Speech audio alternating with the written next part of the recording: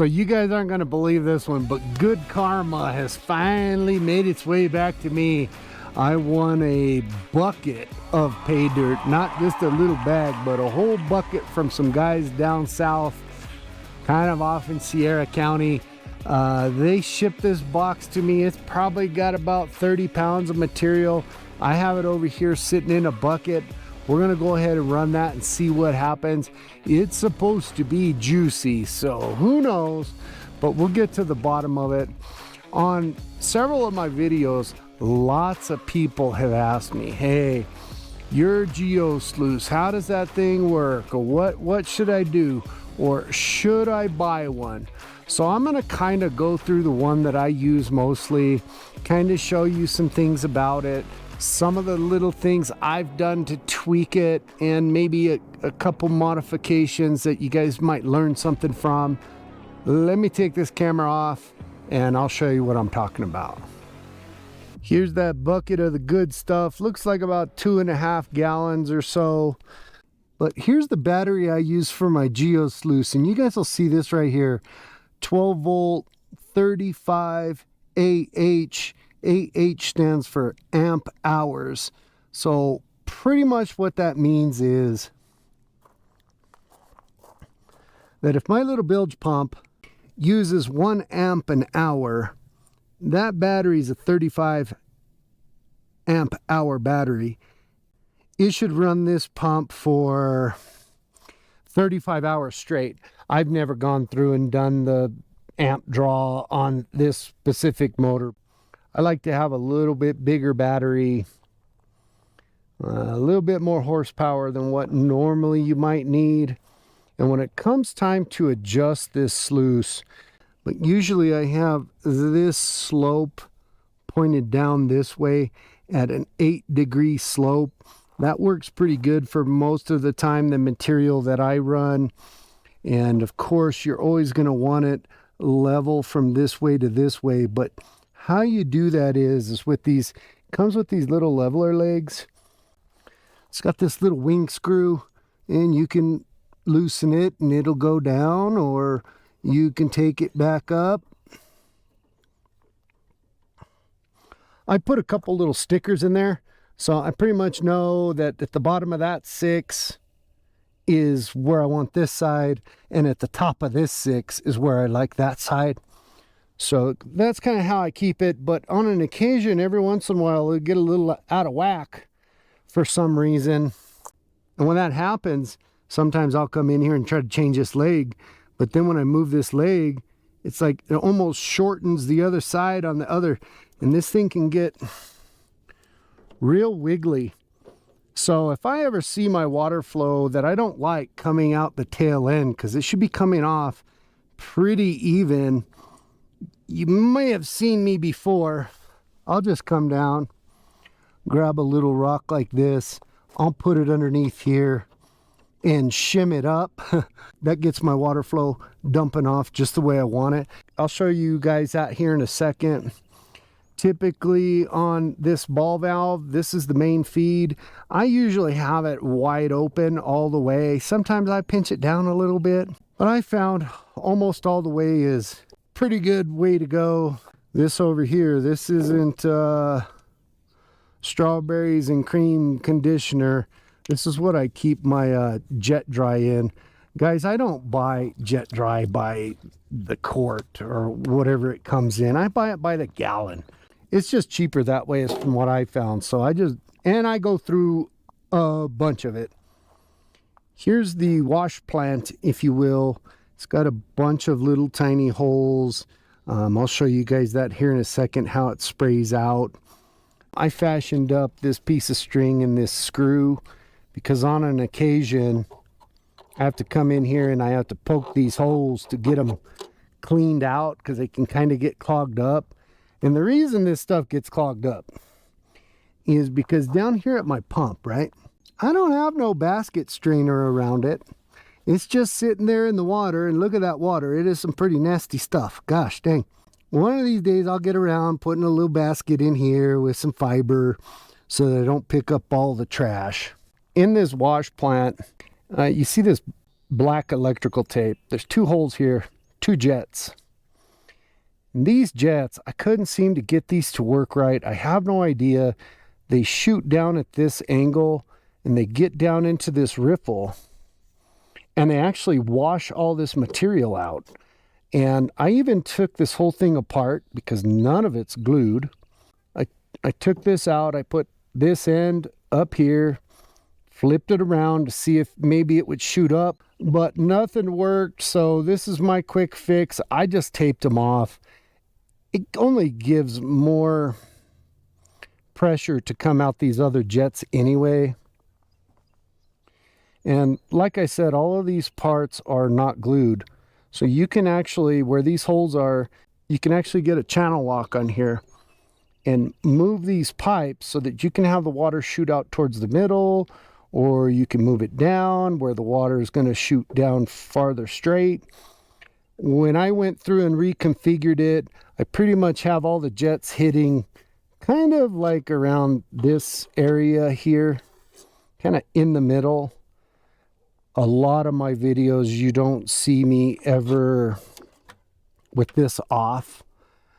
But this plug here, you can open it up. If there's a bunch of junk in there, you can open this up and then it'll kind of help maybe self-clean itself out.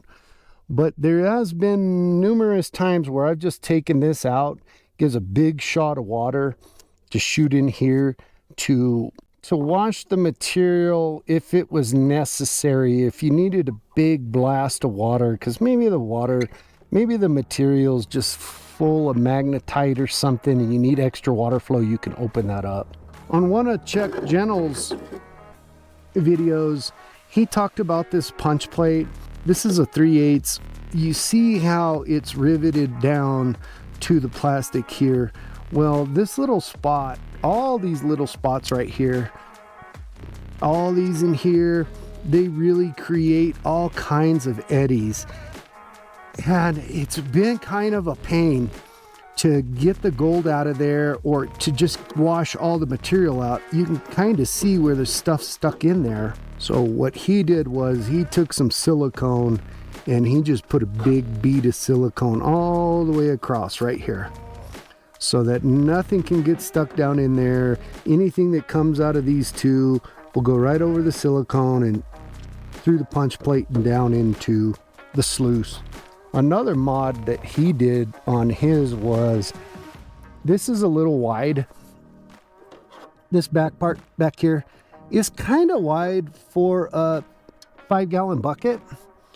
He modified and made a couple sheet metal wings that come out like this, and then they angle in so that it pushes the water into a smaller pattern to fall into the bucket. When you start running a sluice, you get this thing fired up and water's flowing down, everything's hunky-dory, but you can have air bubbles trapped in these riffles and you don't even know it. One of the things I like to do is I like to just pre-fill all of these riffles with water. Just a little bit of water. They all get filled up. You know there's no bubbles in there besides the soap, and you should be good to go. I'm gonna get this battery hooked up and we'll get this sucker fired up. So like I was talking about earlier, I always like to see the formation of the water coming out of the sluice. Maybe kind of hard to see on the camera. It's kind of dropping fairly straight and it's kind of curved in on this side. That's because the water is flowing faster over here. Well, what did I do? I had put that dumb little shim in there. So we'll take that shim out. Now it looks like it's kind of dumping off here a little. Let me adjust that leg just a hair up. All right, that looks a heck of a lot better. It's after work here and I'm excited to get this bucket going. Sun is going down. There's some clouds over there, so it may start to rain on us. Let me get this camera put on the tripod. I'll show you a little bit of me dumping into the sluice, and then we'll get over here and pan this stuff out. So I did kind of pre-moisten this stuff, but It is not the wettest stuff in the world, but it is kind of moist. Let's see what happens here. So I gotta tell you guys, man, I just love this high banker. And I actually have two of them. So I have this one, and I don't remember what the name is on the website for this. And then a California high banker, and on that one I have that one in the color blue. Both of them are just phenomenal. Both of them, the clean out just is a breeze. You can take apart that wash plant right there. You just take off the hose. That wash plant comes off. It just sits in there by gravity, so it's super easy. The sluice run down on the bottom, it just comes right out, goes right in a bucket. You can clean both of those out, I swear, under 30 seconds. You just can't beat it for when it comes to how fast you can get all of that kind of stuff done. And I know I was talking about how I have that tape sealing off those two jets. Well, when I first got this high banker, it did not shoot down into that first riffle, so I don't know what's happened. That's just something I had to do as a little on the fly modification. And I was also talking about the grizzly down there, how it's attached to the thing and it could be a little trap for gold. Well, if I was looking for bigger gold and wasn't always on the small tiny gold, it wouldn't be an issue. But if you're going to get into gold prospecting and start heading out to the hills and getting 6 or 8 buckets and dragging those home, you know, you're going to have to eventually get some kind of piece of equipment like this, because trying to pan out all of those buckets is just going to take up way too much time, and you'll never find any gold at all. I'm going to hit pause, guys, on the camera, and I'll be back when it's time to clean this sluice out. All right, guys, here we go. I didn't see any gold come out of the sluice. That's maybe not such a great sign, but we'll see. I did kind of clean it out fast. I'm a little bit pressed for time right now. Let's get this stuff poured in here. Get to panning it out and see what my winnings are on this little dealio. Trying out this new microphone. It looks like I got a lucky rabbit's foot on my hat. It's kind of windy out here. I hope it's not interfering. I hope it's good audio. That is the hardest part about these damn videos, is the audio. Let me get this stuff panned down. We'll throw it on fast forward as usual. Enjoy the jams, ladies and gentlemen, and I'll be back here after a bit.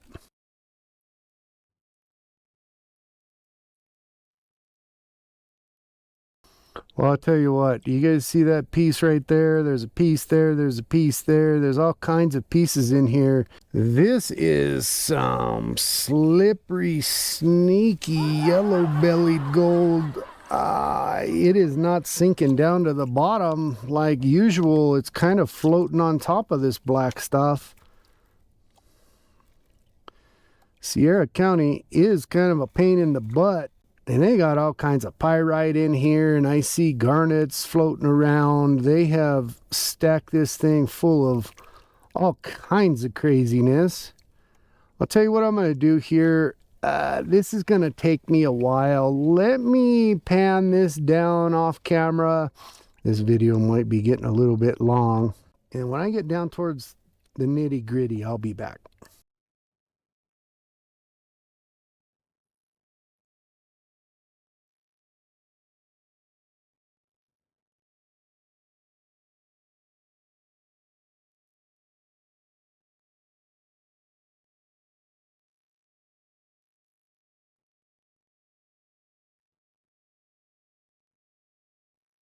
Bam, look at that. Have you guys ever had paste streak prospecting? This is exactly what it reminds me of. This dirt here is the real deal. This is the microfine stuff you would get from like dry washing. It totally reminds me of paste streak prospecting. It is a real pain to pan. You guys can go ahead and throw out a guess, see how much there is, and then when I'm all done with this, we'll take it in and throw it on the scale.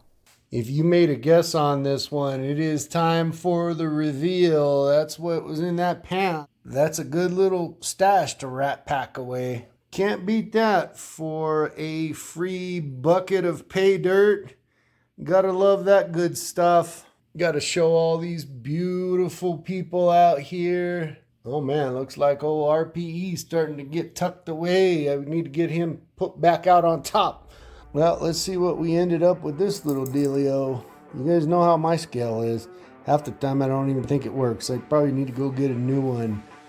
0.963, almost a gram. I bet you I lost some. This stuff was tricky and really hard to pan. I'll have to go back through, see if I got anything else. But ladies and gentlemen, appreciate you guys watching, tuning in. I hope you guys learned something, that high banker, and if you do go to get one, maybe that'll help familiarize yourself with some things that you might have to do with it. But you guys take care. Have a good night. Goldpan Suntan is out.